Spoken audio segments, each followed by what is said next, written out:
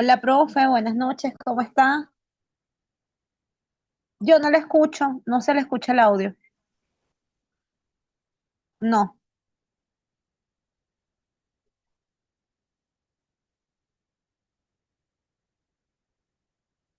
Tiene que apagar, Esperanza. ahora sí, Ahora sí me escuchas. y ahora le escucho perfecto. Perfecto. Entonces, bueno, vamos a comenzar entonces esta actividad hoy que nos compete. Y bueno, como siempre, empezamos con la imagen de nuestra casa de estudio, agradeciéndole la oportunidad de permitirnos compartir los saberes y bueno, de que nos permita también crecer, no solamente profesionalmente, sino como seres humanos. Hoy nos compete hablar, no, ahorita es psicología organizacional, ¿cierto? Ya va. Sí, profe, psicología organizacional. Eh, eh, eh, eh, Ponte el otro. Ya va. Vamos a volver a compartir.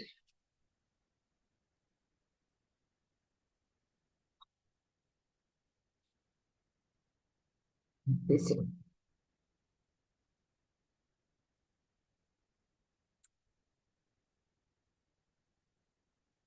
Ok, sí. Entonces hoy vamos a hablar este, de un gran, bueno, repetimos.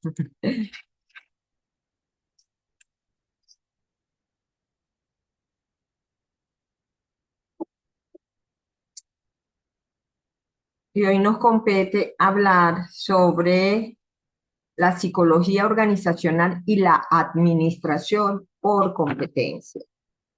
Eh, em, Les decía cuando dimos el primer encuentro síncrono que imposible hoy en día en este contexto de modernidad en las organizaciones, donde estamos imbuidos en organizaciones complejas o transcomplejas, con un impacto grandísimo de las tecnologías, de los TIC, con cambios sumamente rápidos y con una diversidad en la productividad por permanecer en el mercado de la competencia, que hace que las organizaciones se vean obligadas a establecer sistemas para controlar y para responder a tiempo a esos cambios y a esas vicisitudes y a esos retos, a esos desafíos.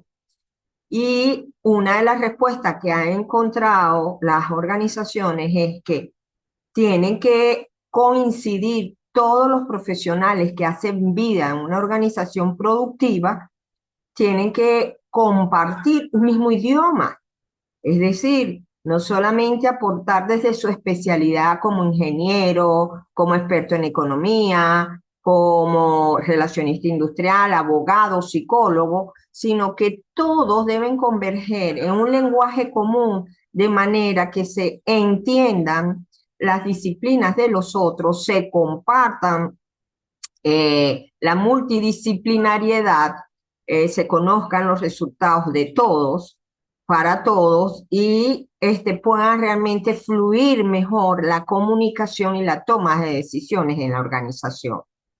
Y ese lenguaje común lo constituye hoy en día las competencias. Es decir, todo profesional que entre a una organización productiva, una organización laboral, tiene que obligatoriamente aprender, introducirse en el mundo de las competencias. Y eso es lo que hoy, de alguna forma, yo le voy a inducir en este encuentro síncrono. Entonces, esto que yo le estoy diciendo es el por qué es necesario hablar de competencia en psicología organizacional. Si nosotros estamos haciendo vida dentro de las organizaciones como integrantes importantes en el sistema de administración de la gente en las empresas, entonces es imprescindible también que nosotros como profesionales nos alineemos en este lenguaje de las competencias. El término competencia no es tampoco un término especial o ad hoc de las empresas laborales, de las organizaciones, de las instituciones, no. Realmente proviene de las investigaciones hacia el área pedagógica más bien.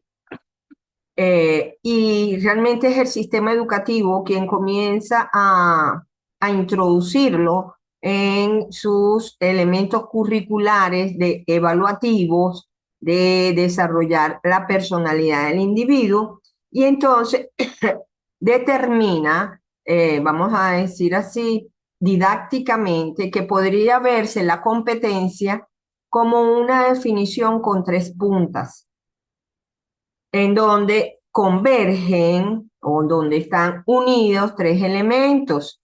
Es el saber hacer, el querer hacer y el poderlo hacer. Es decir, la competencia como definición incluye tres elementos, incorpora tres elementos constitutivos que realmente es lo que la definen. Primero, la competencia significa saber algo, conocer algo, manejar con destreza algo, algún tema, una especialidad, una asignatura.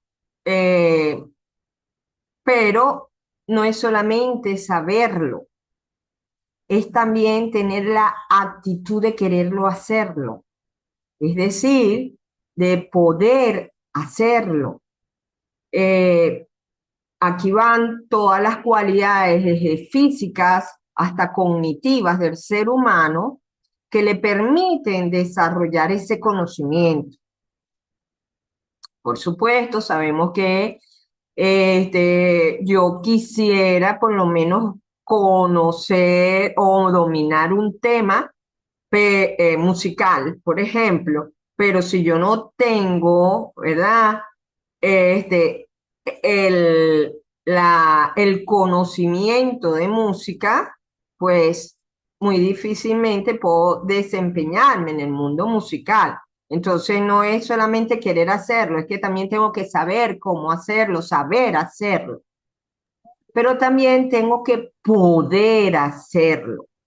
Y cuando hablamos del poder, no hablamos de la actitud hacia el objeto, sino el de dos elementos importantes, el de capacidades, por supuesto, eh,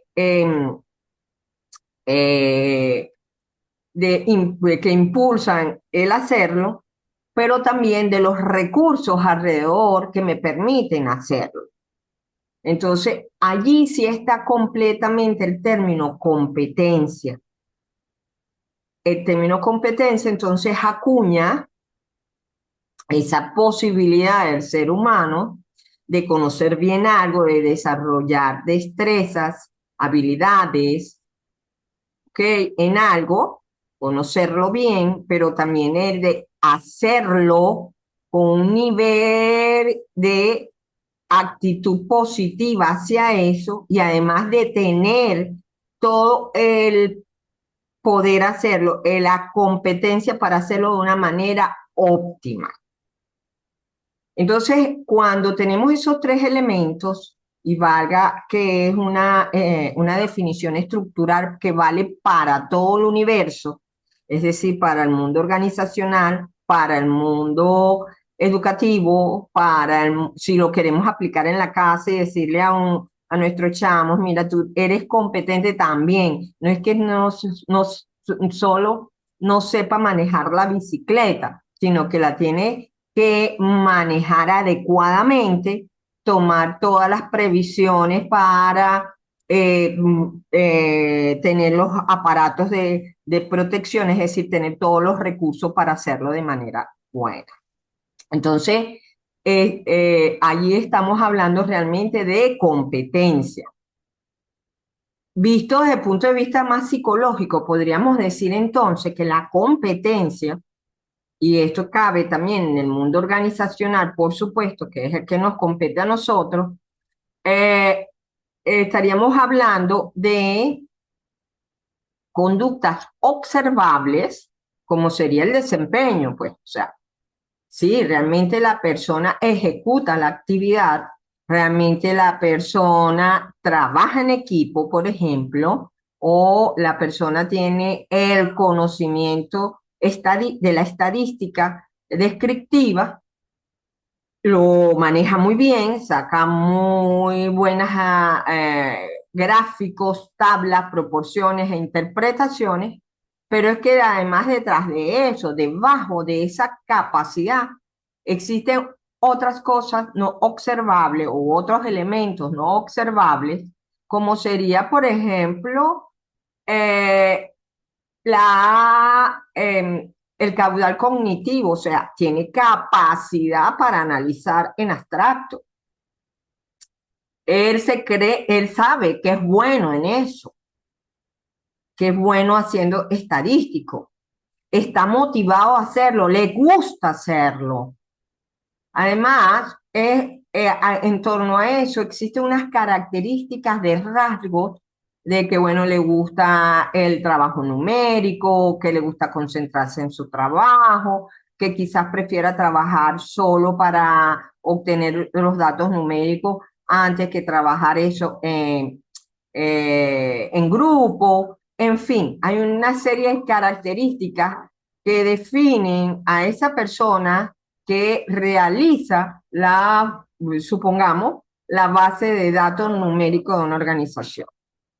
Entonces, o el conocimiento, o como se le llama actualmente, la gestión del conocimiento en la empresa. Los que manejan los datos estadísticos, los indicadores de gestión, sacan cómo van los índices de crecimiento de la organización por áreas o en general, en fin. Entonces, esa competencia es más que expresar de manera observable para otros un buen rendimiento en ella. Significa que existen elementos internos que están empujando a que sean buenos. Y eso es realmente lo que busca el psicólogo organizacional en las empresas. Si nosotros hacemos reclutamiento y selección de personal, eh, nosotros estaríamos orientados a buscar los elementos no observables de la competencia que subyacen a ella para comunicarles al resto de los eh, gestores, de los gerentes de la organización, mira, esta persona realmente no solamente tiene el conocimiento que ustedes ven o la experiencia en liderando o como analista, en fin, lo que nosotros estemos buscando en el mercado, sino que además tiene desde el punto de vista de esos rasgos no observables, psicológicos, que son los propiamente psicológicos, tiene todo el caudal. Entonces, eso sería lo que realmente las organizaciones hoy en día buscan, por eso es que trabajamos en equipo multidisciplinario, mientras el área donde se está buscando al candidato, supónganse tú, el área financiera, lo entrevista el director de finanzas o el de asuntos financieros, el coordinador de asuntos financieros, lo entrevista a la gente de talento humano, el de recursos humanos para ver si tiene las competencias en experiencia y le reúne los recaudos desde el punto de vista administrativo. Bueno, sí, tiene un título universitario, sí, tiene cursos en esto, sí, tiene buenas referencias laborales, sí, se ha trabajado en esto. En fin, nosotros estaríamos buscando ese elemento no observable, pero importante, que les repito, es un ángulo importante de la competencia.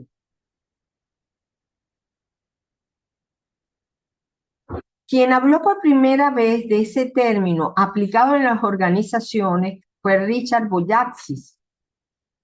Él es el que introduce ese término, ya entra en 1980 y hoy en día está más consolidado que en ese momento, por supuesto, y no solamente que está más consolidado, sino que se desarrolla cada día más un cuerpo más específico de conocimiento alrededor del término de competencia, pero realmente surge en el 1980 en Estados Unidos con este gurú, se consideraba en su momento un gurú de la gerencia, un administrador nato, un líder nato, y él decía pues que lo importante en las organizaciones es ver las competencias de las personas, que habían trabajadores que tenían muchísima experiencia, tenía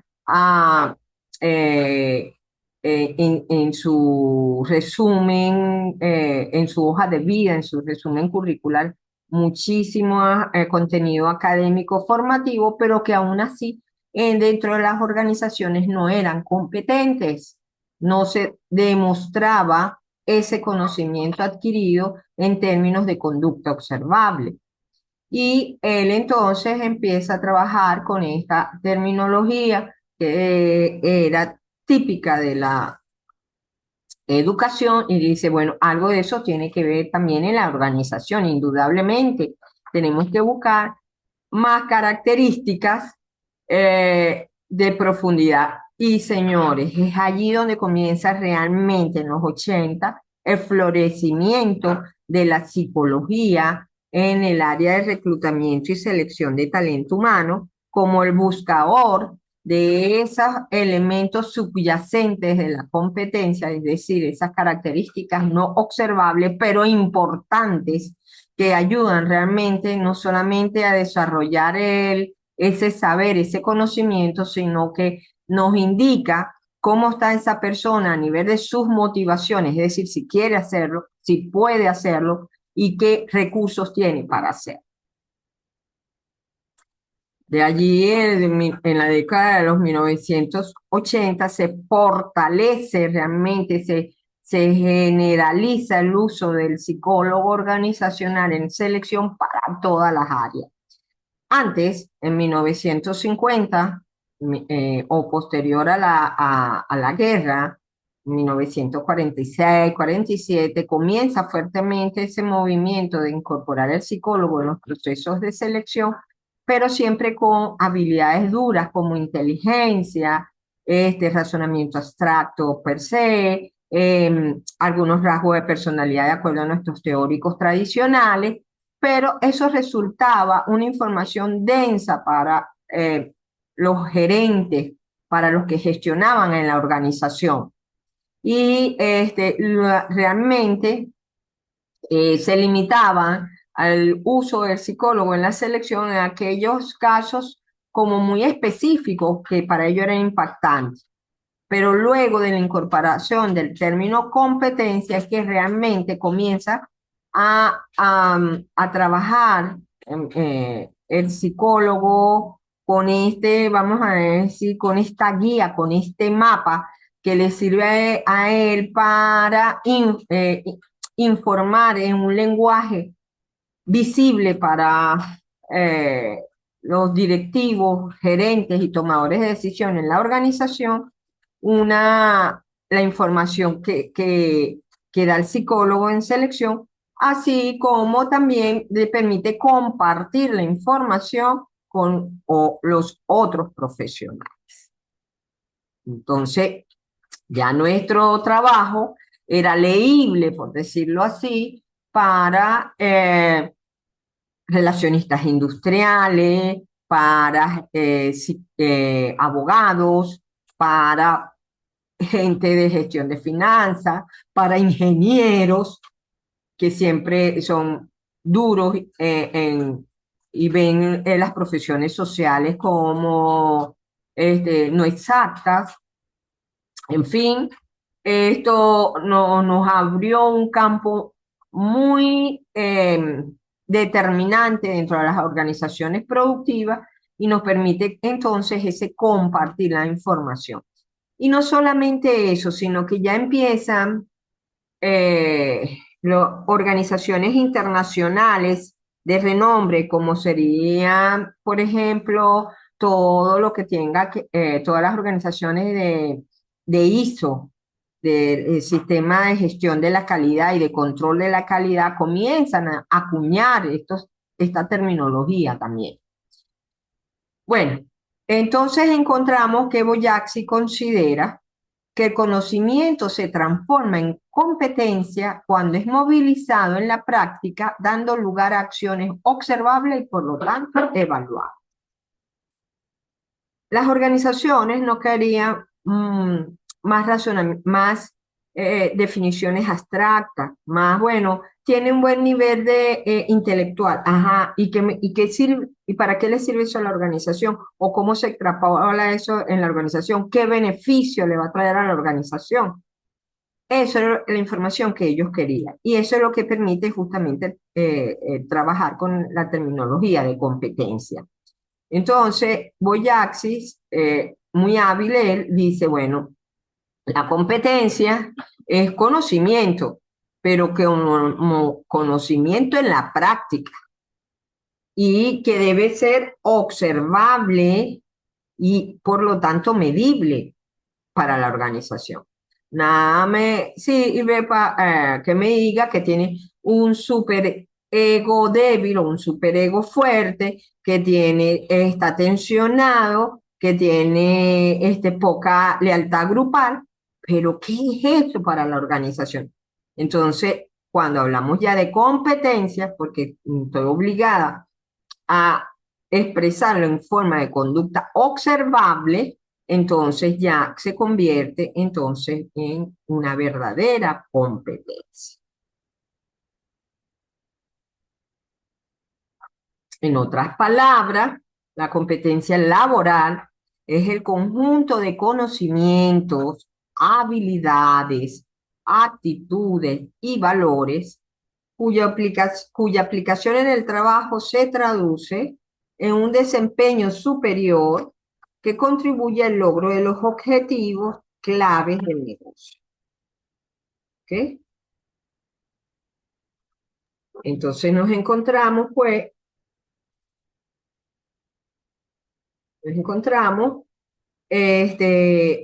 que la competencia este, es conocimiento, como lo teníamos definido originalmente, habilidades, actitudes, pero que tiene que verse en la organización y además verse de una forma con un desempeño alto para decir que tengo la competencia, ¿ok? Y además debe contribuir, por supuesto, al logro organizacional.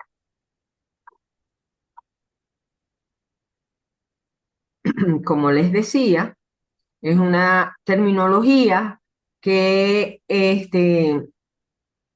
empieza a universalizarse y a ser utilizado por los diferentes organismos, instituciones representativas de las organizaciones, como la Organización Mundial de la Salud, la Organización Internacional del Trabajo e ISO, comienzan a alinearse a estas definiciones y por lo menos ISO, que es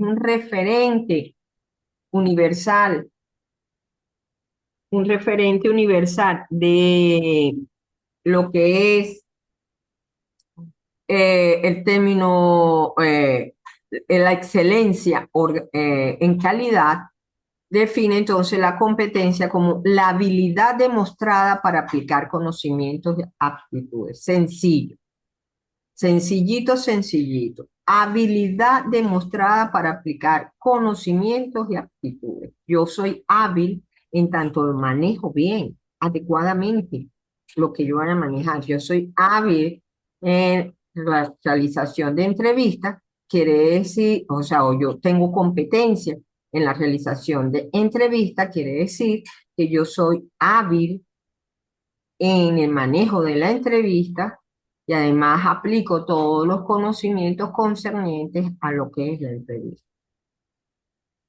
¿Ok? Entonces, ¿se acuerdan? El triángulo, otra vez volvemos al triángulo. Ok. El poder hacerlo bien y saber hacerlo, Saber hacer, querer hacer y querer poder hacer y hacer. poder hacer. Mm. Perfectamente. Eso es. Ahora, ¿cómo, dónde impacta esta administración por competencia significativamente? Bueno, todo lo que sea tratar gente en la administración de las personas. ¿Y dónde se administran personas? En todas las organizaciones. El presidente administra a su asistente.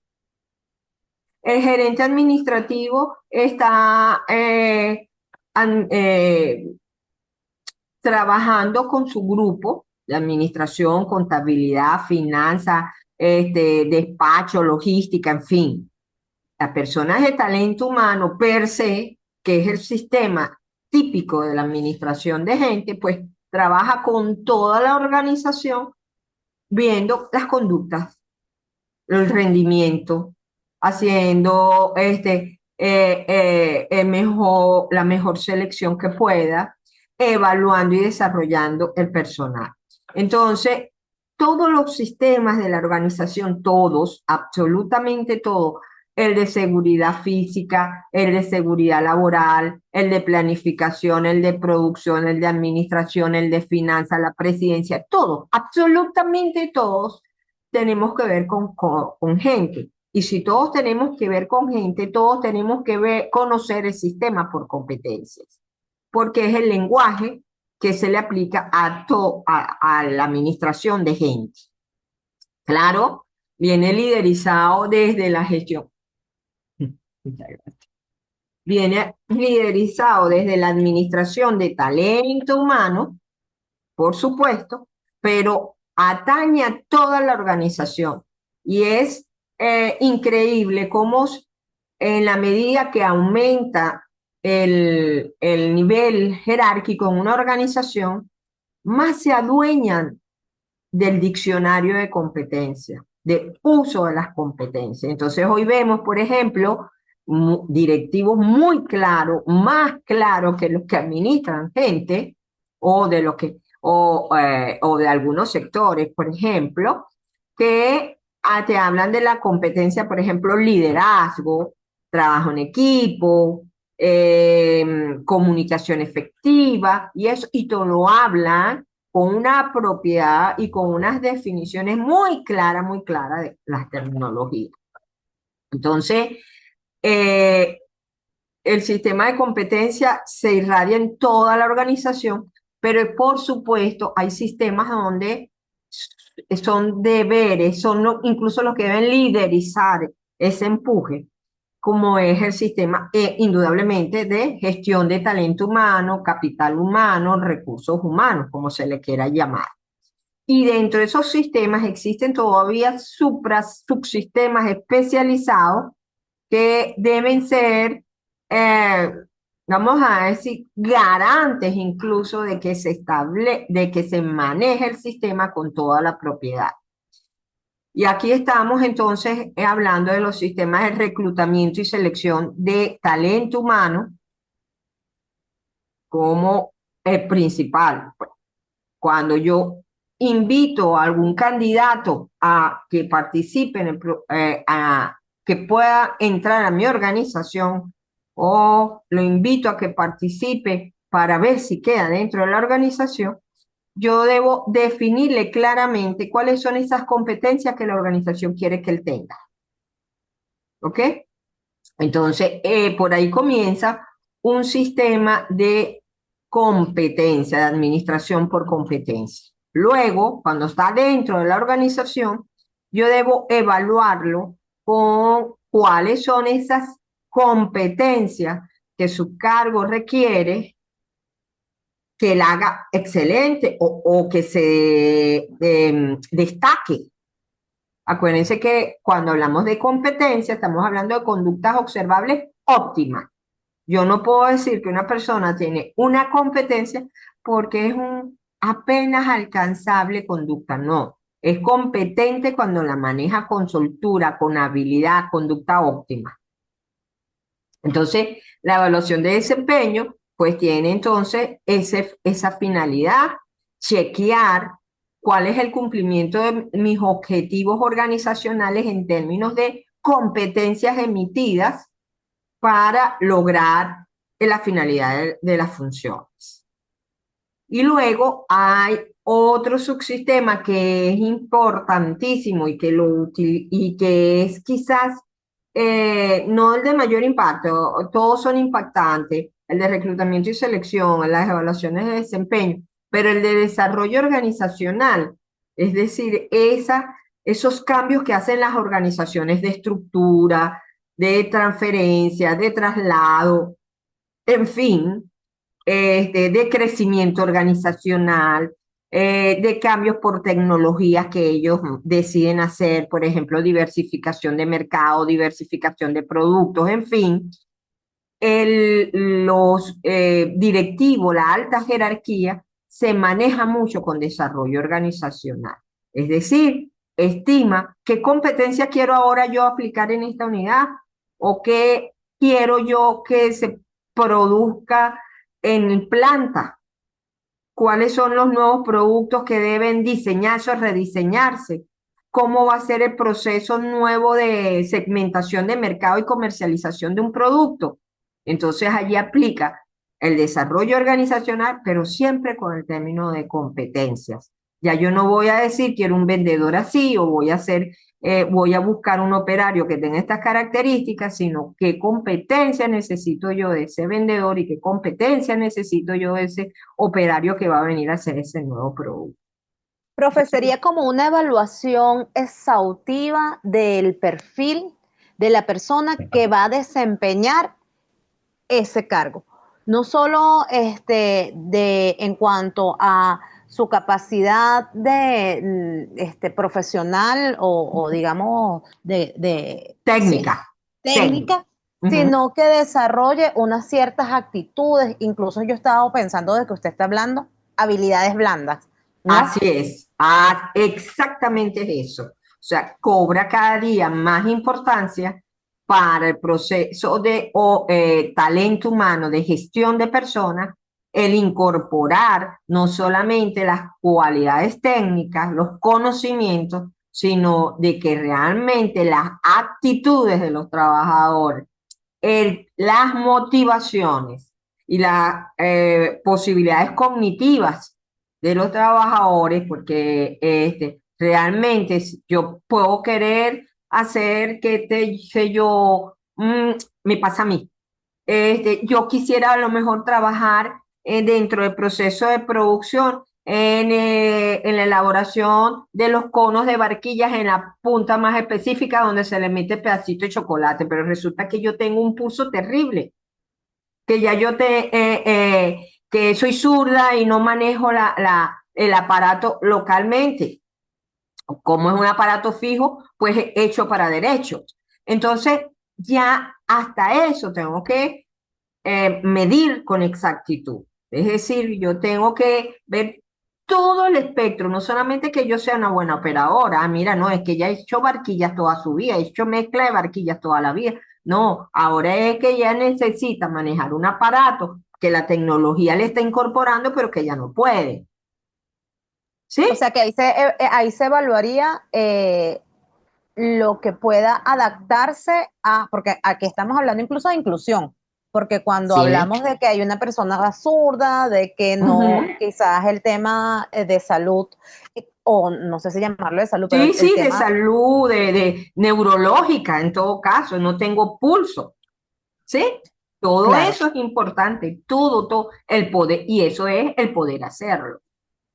Entonces, desde ese punto de vista no es discriminatorio, es un concepto, es una definición necesaria para garantizar el éxito, por ejemplo, del aprendizaje en la educación, de el desempeño laboral en la empresa, la productividad, en fin. Y profe, yo no sé si esta pregunta cabe acá, si no cabe, no hay problema, la pasamos. dígame. Ahorita, por ejemplo, se me viene a la mente la empresa Farmatodo, ¿sí? Ujú, ujú. Ellos están incorporando a su red de farmacia, digamos, una sistematización operada por el consumidor. Ok, cierto, cierto. ¿sí? Entonces, aquí el desarrollo organizacional y el mejoramiento de gestión es hacia su sistema, pero Así es. hacia el trabajador per se quizás queda en desventaja. ¿Por qué? Si Porque, le estás bueno, quitando carga al cajero, bueno, pero eso no estás, disminuye los cargos, o sea, ese cargo. O sea, si hay, por ejemplo, hay farmatodos que tienen un solo cajero y ya tienen siete máquinas operando solas. exacto. Por eso te Cierta, digo, sí, ciertamente, bueno, por eso digo, o sea, puede ser beneficioso para, incluso para la gestión de tiempo, pero claro. lo siento como en desventaja porque creo a mi percepción que está reduciendo personal. Ah, ok. Evelyn, eh, yo creo firmemente, esto es hasta una posición existencial, que en la medida que se van sustituyendo mano de obra por tecnología, se van creando otras necesidades eh, alternativas de la organización, porque es que, oye, ya yo puedo reducir el tiempo aquí, ahora me puedo dedicar a quizá a incorporar, por ejemplo, más rubros o incorporar otros procesos. Por ejemplo, puedo hacer atención personalizada al cliente. No sé, se me ocurre. O mil cosas, otras cosas. Pero lo que te quiero decir es que siempre las organizaciones, el mundo va en constante, y eso nos lo ha demostrado los procesos tecnológicos y científicos. De allí es que es importante la investigación y el crecimiento. Pero si nosotros nos contentamos y nada más nuestra frontera es nuestro conocimiento, entonces, claro, lo vemos como una limitación, pero resulta que no va a quedar así. Fíjate tú todo lo que se ha incorporado en por las redes sociales, todo el mercado que hay de mercadeo, marketing, y decíamos, bueno, ¿y ahora qué van a hacer los comunicadores sociales? Si todo el mundo hace redes, influencers no necesita graduarse profesionales, y sin embargo han encontrado otras Nicho. alternativas. Ujú. Igualito, igualito va a pasar, las organizaciones se van diversificando o se van superespecializando o se van multiplicando. O sea, siempre el ser humano va a tener cabida porque siempre detrás de una tecnología va a haber alguien detrás, un ser humano detrás. Entonces, no creo que la situación es que lo que sí es que debemos adquirir conocimiento. Claro. No debemos quedarnos con la facilidad que quizás nos permita la tecnología, sino seguir creciendo